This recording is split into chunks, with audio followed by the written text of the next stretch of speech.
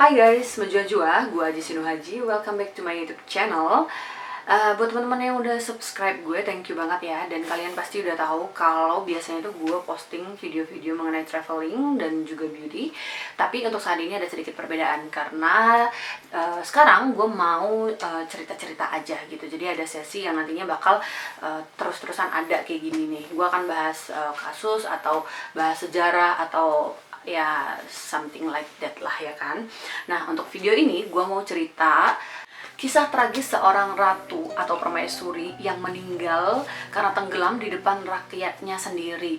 Dan rakyatnya itu nggak bisa nolong karena ada peraturan yang menurut gue sih dari kerajaan itu sendiri. Kayak gimana ceritanya? Keep on watching.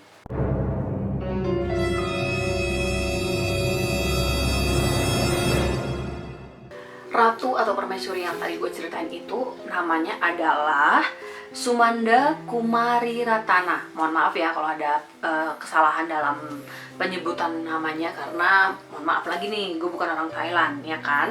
Nah jadi gue panggilnya Ratu Sunanda aja ya.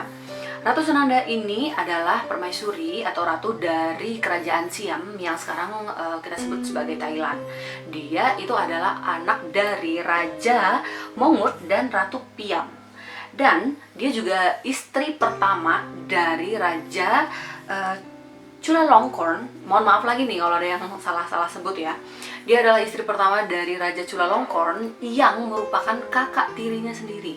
Wow. Iya kan, pasti gue juga pertama kali bacanya di Wikipedia kayak gitu sih, kayak rada aneh gitu ya, gimana bisa dia bisa married sama kakak tirinya sendiri. Dan yang paling mengejutkan lagi nih, bakal buat lu geleng-geleng sih, Raja Chulalongkorn itu kan punya 3 istri. Yang pertama Ratu Sunanda ini, dan istri kedua ketiganya itu adalah adik kandung dari Ratu Sunanda ini, yaitu yang istri keduanya itu adalah Savang Vadana dan istri ketiganya adalah Saufaba Bongsi. Jadi istri keduanya adalah adik kedua dari Ratu Sunanda dan istri ketiganya adalah adik ketiganya, dan itu kandung cuy. Lu bayangin aja sendiri. Nah, kayak gitulah ya ceritanya. Mungkin itu kalau spekulasi gue ya, untuk menghindari tahta dan harta kerajaan itu keluar dari garis keturunan kerajaan. Kalau itu menurut gue sih, tapi kalau lo punya persepsi lain, lo bisa komen di bawah. Oke, kita balik lagi ke Ratu Sunanda. Nah, Ratu Sunanda ini tadi kan suaminya Raja Chulalongkorn lah. Raja Chulalongkorn ini terkenal sebagai raja yang dicintain di Thailand pada zaman dulu, di kerajaan Siam ya kita sebutnya.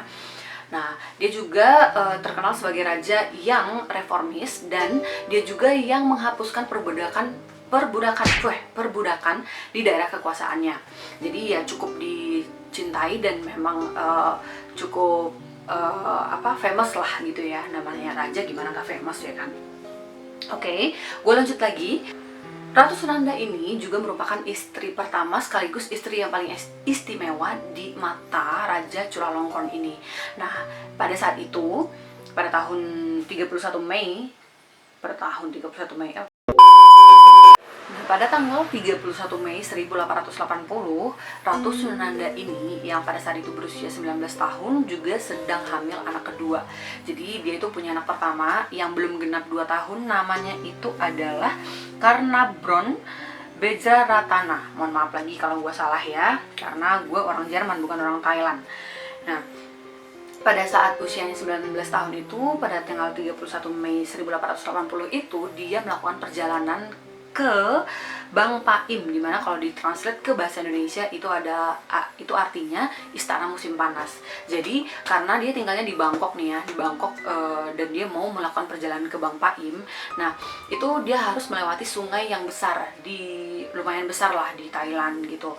Dan dia menggunakan perahu atau kapal dan dia berangkatlah ini kucuk-kucuk bersama beberapa prajurit dan beberapa awak kapalnya gitu ya. Nah mereka berangkat nih kucuk-kucuk nyebrang sungai yang tadi yang agak gede itu. Kemudian karena arusnya gede, jadi nabrak kapal Ratu Sunanda ini sampai kebalik.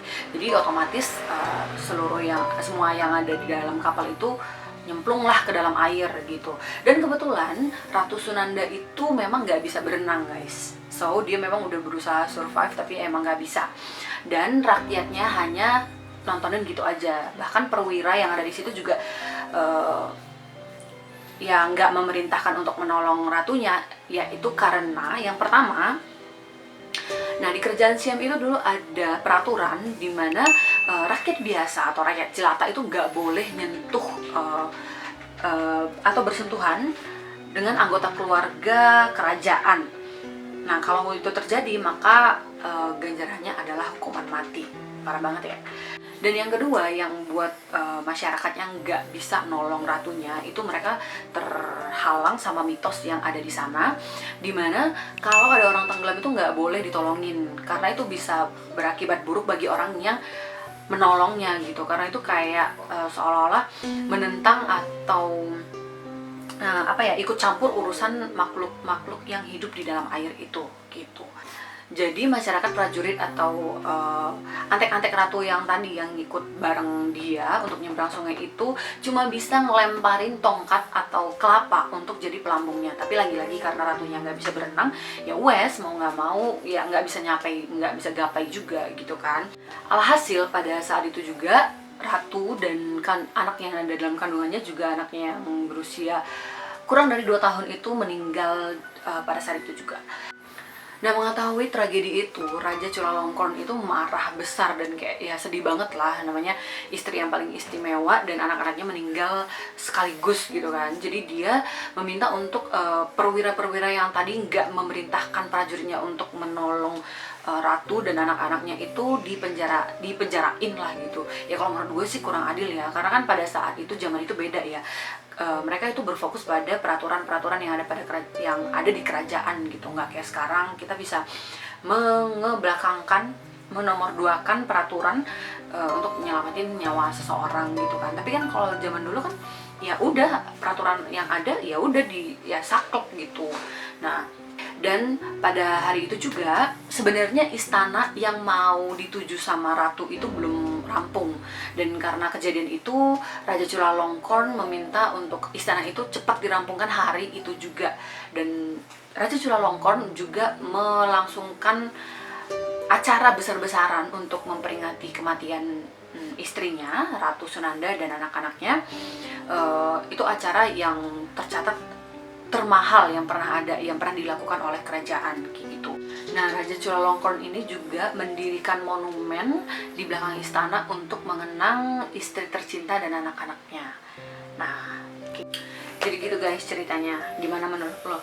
Menurut lo bener nggak sih peraturan yang dibuat kerajaan nggak boleh nyentuh sama sekali anggota kerajaan? Kalau iya nanti ganjarannya kematian, sama yang dilakukan perwira itu udah bener nggak sih? Padahal dia kan ya melakukan peraturan yang ada di kerajaan gitu, tapi ujung-ujungnya dia yang dihukum, dipenjarain juga kayak gitu. Nah bisa komen di bawah ya. Kalau kalian punya sesuatu yang pengen gue bahas, kalian boleh komen di bawah atau DM gue di Instagram @ajisinohaji. Dan sekali lagi gue tekanin jangan lupa subscribe dan like. See you.